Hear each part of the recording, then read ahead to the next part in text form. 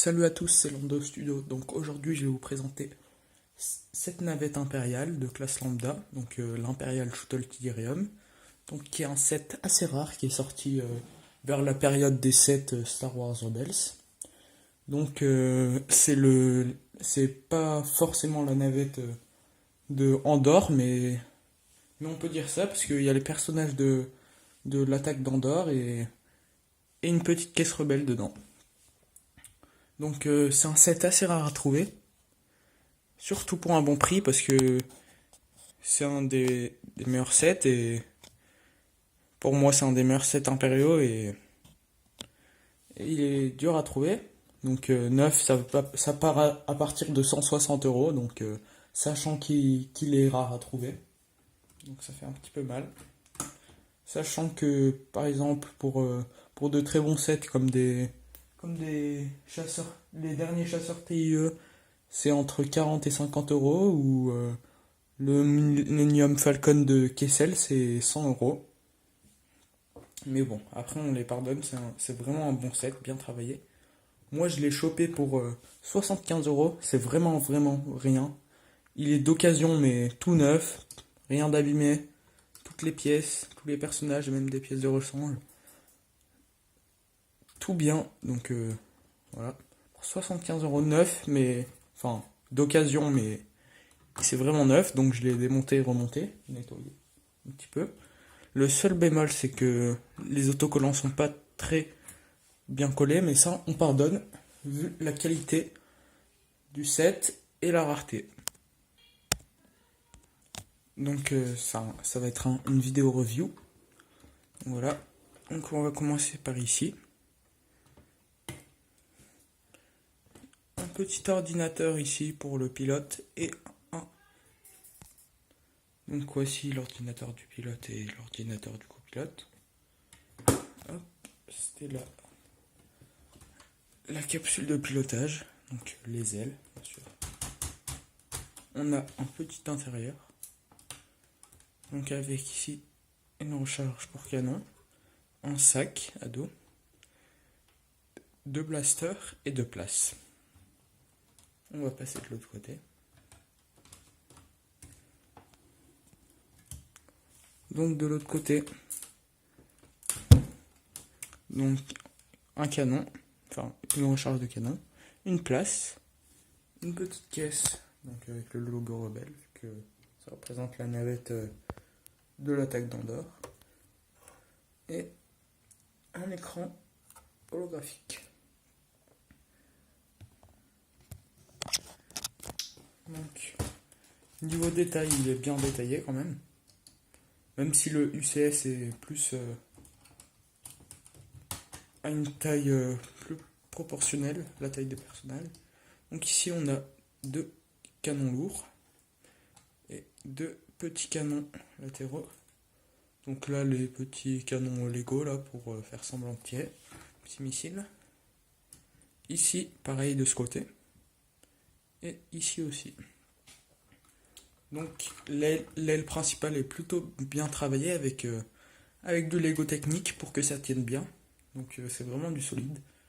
C'est juste, faut pas la porter par l'aile parce que sinon l'aile peut se détacher du reste. Le haut de l'aile en tout cas. Donc faut le porter par en dessous.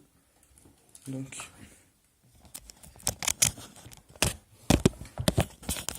je vais vous déplier les ailes.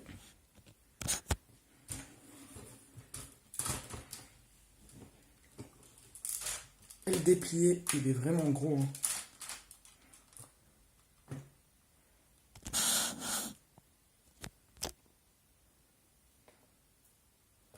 Il est vraiment balèze. Donc à côté d'un personnage. Je vais vous le mettre à côté d'un personnage. Donc aussi. Même si c'est pas le UCS, il est vraiment balèze. Donc voici deux personnages. J'arrive vraiment pas à tenir parce qu'il est lourd et j'ai que deux mains.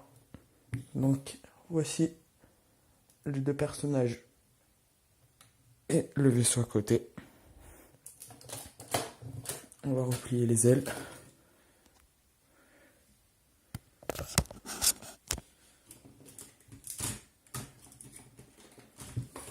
Donc, ici, on a les petits missiles là, de Lego, là, qui tirent assez vite et assez puissamment.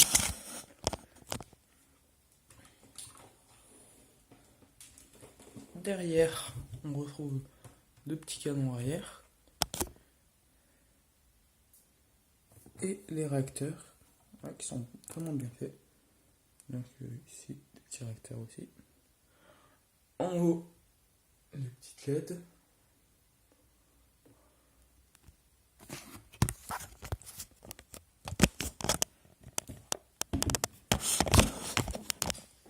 Donc en dessous, on va retrouver des LED de signalement,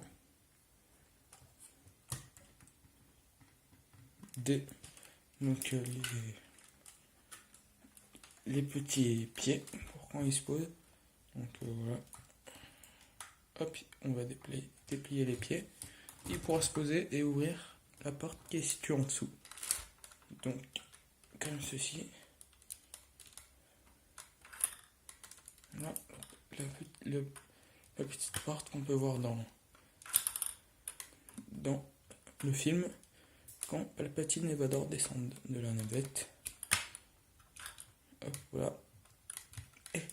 Et là, les soldats pour redescendre. Donc après, vu que c'est pas le modèle UCS, c'est pas vraiment la bonne taille, mais ça va.